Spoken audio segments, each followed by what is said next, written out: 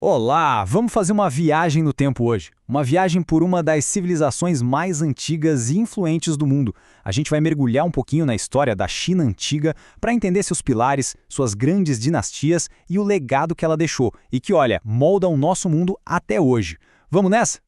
E para a gente ter uma ideia da escala de tempo que estamos falando, basta olhar para essa data, 4.000 anos antes de Cristo.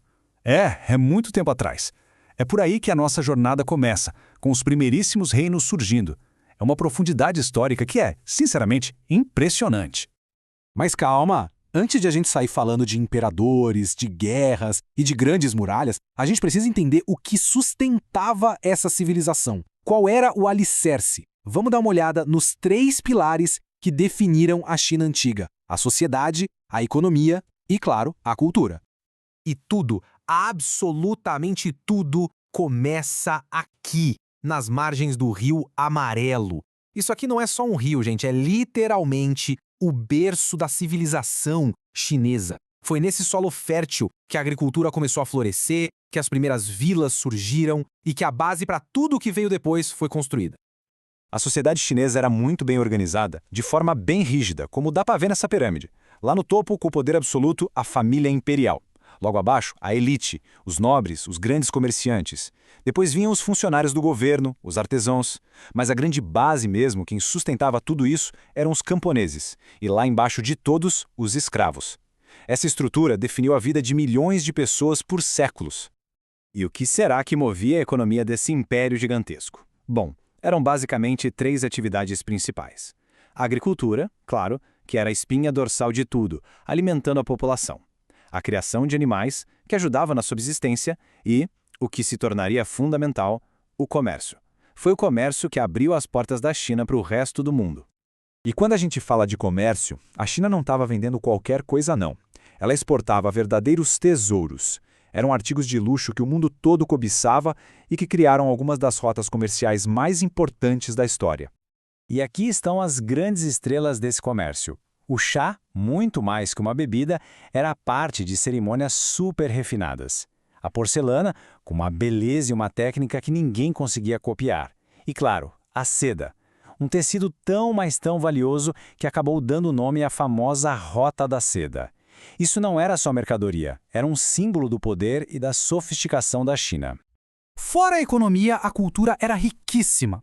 As artes e a cerâmica viraram expressões super sofisticadas, a culinária se desenvolveu de um jeito complexo e super variado, e a religião, junto com a filosofia, moldou toda a maneira de pensar e de ver o mundo. Tudo isso junto criou uma identidade cultural fortíssima que resistiu ao tempo.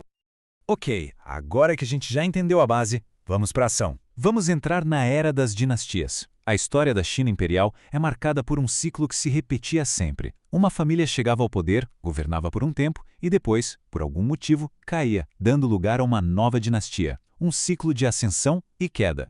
Essa linha do tempo aqui serve como o nosso mapa.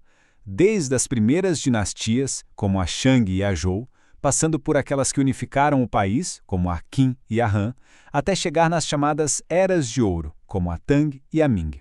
Vamos passar por algumas das mais importantes.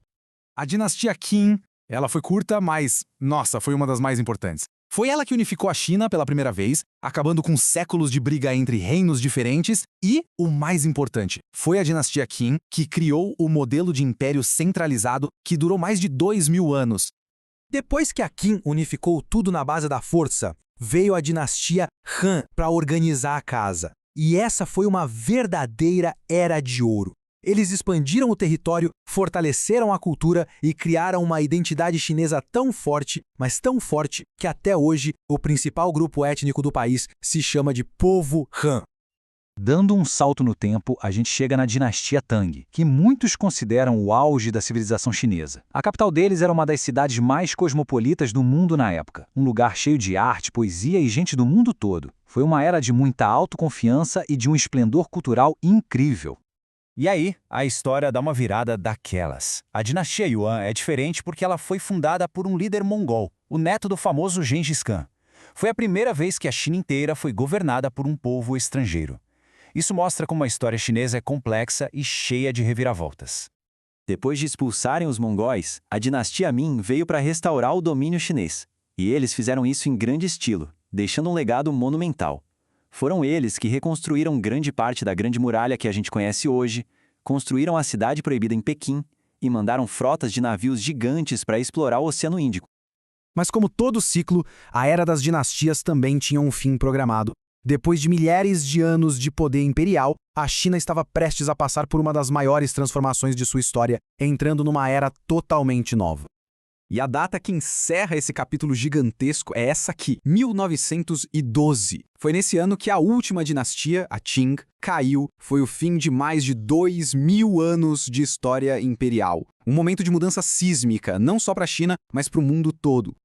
Só que o fim do império não significou nem de longe o fim da sua influência. O legado construído ao longo de todos esses milênios continua vivo e forte, moldando não só a China de hoje, mas o mundo inteiro, muitas vezes de formas que a gente nem percebe.